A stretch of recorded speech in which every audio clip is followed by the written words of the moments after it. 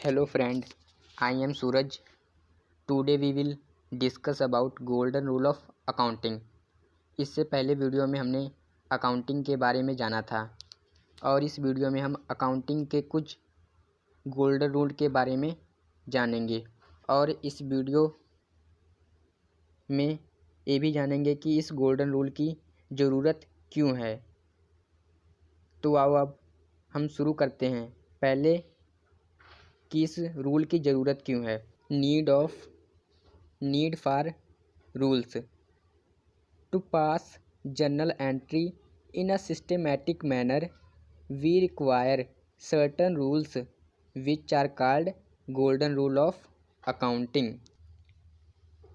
मतलब हमारे जो बिजनेस के ट्रांजैक्शन होते हैं जिन्हें हमने रिकॉर्ड किए होते हैं उन्हें सिस्टमैटिक मैनर में जर्नल एंट्रीज़ पास करने के लिए या रिकॉर्ड करने के लिए हमें इन गोल्डन रूल्स की ज़रूरत पड़ती है। तो इन रूल्स को डिस्कस करने से पहले इन रूल्स के कुछ अकाउंट हैं, पहले हम उन्हें डिस्कस कर लेते हैं, जैसे personal account, real account, nominal account.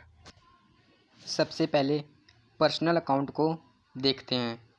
Personal account, personal transactions are covered under personal account, कि हमारे जो पर्सनल ट्रांजैक्शंस होते हैं वो पर्सनल अकाउंट के अंदर कवर होते हैं। Example sellers account, employees salaries account, honours drawing and capital accounts and bank accounts. क्योंकि जो कंपनी के ऑनर्स होते हैं उनका अपना पर्सनल अकाउंट कैपिटल होता है, ड्राइंग भी उनका अपना पर्सनल अकाउंट होता है। जो कंपनी के एम्प्लॉयज़ होते हैं उनका अपना पर्सनल अकाउंट सैलरी होता है। इसलिए पर्सनल अकाउंट में पर्सनल ट्रांजैक्शंस कवर्ड किए जाते हैं। Then second account is real account. Transactions related to assets and property are covered under real account. जो ट्रांजैक्शंस एसेट्स या प्रॉपर्टी से रिलेटेड होते हैं वो रियल अकाउंट के अंडर कवर किए जाते हैं। एग्जांपल जैसे building account, furniture account, cash account etcetera, ये सब एसेट से एंड प्रॉपर्टी से रिलेटेड होते हैं, इसलिए रियल अकाउंट के अंडर कवर होते हैं। Third and last account is nominal account. Transactions related to expenses, losses and gains are covered under nominal account. मतलब जो हमारे एक्सपेंस होते हैं या कोई लॉस होता है या एनी गेन या कोई गेन होता है are covered under nominal account. Example sales account, salaries account, theft account etcetera. हमने इन अकाउंट को डिस्कस कर लिया, अब इनके रूल्स के बारे में जानते हैं। तो सबसे पहले पर्सनल अकाउंट के रूल्स को देखते हैं। पर्सनल अकाउंट के रूल्स हैं debit the receiver, credit the giver. Real account के रूल्स हैं debit what come in, credit what goes out. And third nominal account के रूल्स हैं debit the all expenses and losses, credit the all income and gains. अब हम एक एक करके इन तीनों रूल्स को डिस्कस करेंगे और समझेंगे। तो सबसे पहले पर्सनल अकाउंट के रूल्स को डिस्कस करते हैं। पर्सनल अकाउंट के रूल्स हैं debit the receiver, credit the giver. मतलब जो पैसा रिसीव कर रहा है वो डेबिट होगा और जहाँ से पैसा रिसीव हो रहा है वो क्रेडिट होगा। यह वह अकाउंट है जहाँ पता चलता है कि कहाँ से पैसा आ रहा है और कहाँ पैसा जा रहा है। जैसे honours account, debtor accounts and creditor accounts, इनमें या तो पैसा आता है या तो इन्हें पे करना होता है। Example Mohan business commenced with capital ₹4 lakh.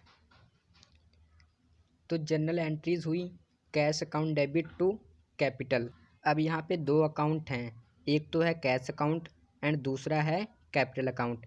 Cash account real account है, इसलिए रियल अकाउंट का रूल्स होता है डेबिट व्हाट कम इन, इसलिए कैश अकाउंट डेबिट हुआ।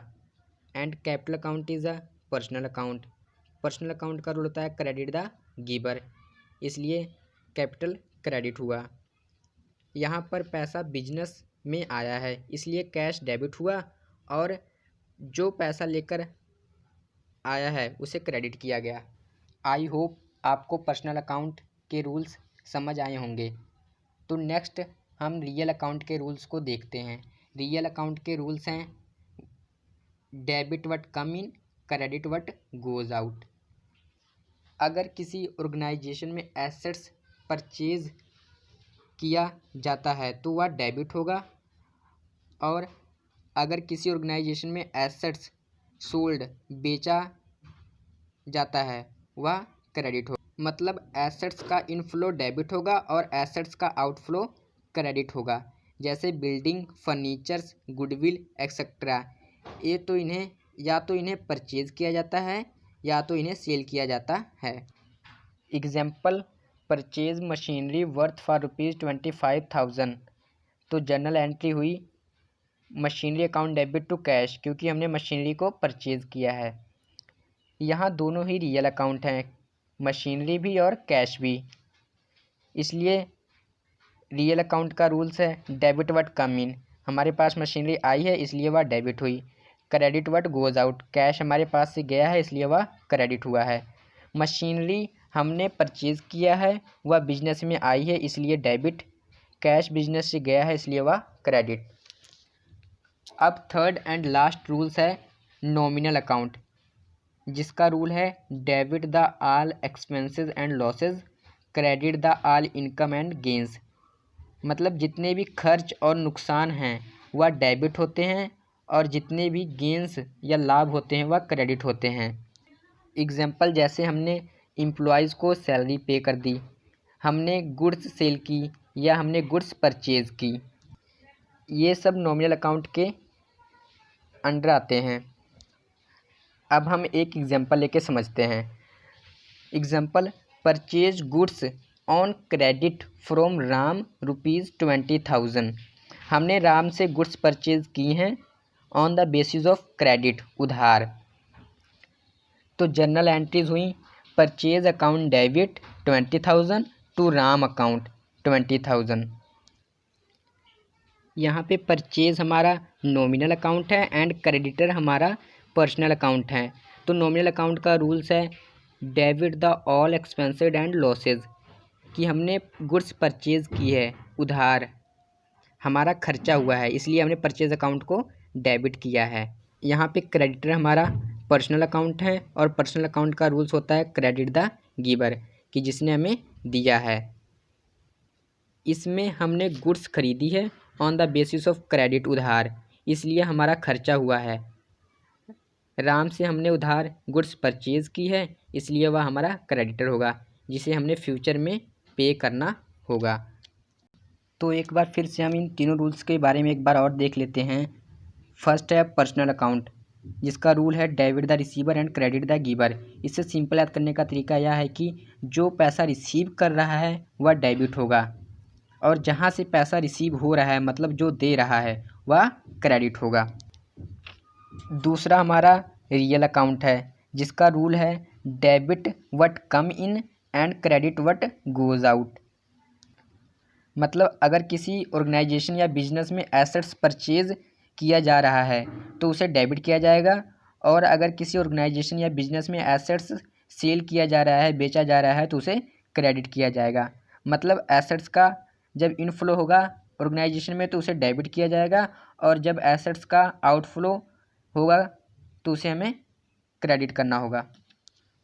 तीसरा और थर्ड हमारा है नॉमिनल अकाउंट, जिसका रूल है debit the all expenses and losses, credit the all income and gains. याद करने का सिंपल तरीका यह है कि जितने भी खर्चे और नुकसान हैं वह डेबिट होते हैं, और जितने भी हमारे गेंस मतलब लाभ होंगे हमें वह हमारे क्रेडिट होंगे। तो इस वीडियो में हमने अकाउंटिंग के तीनों मेन गोल्डन रूल के बारे में डिस्कस किया।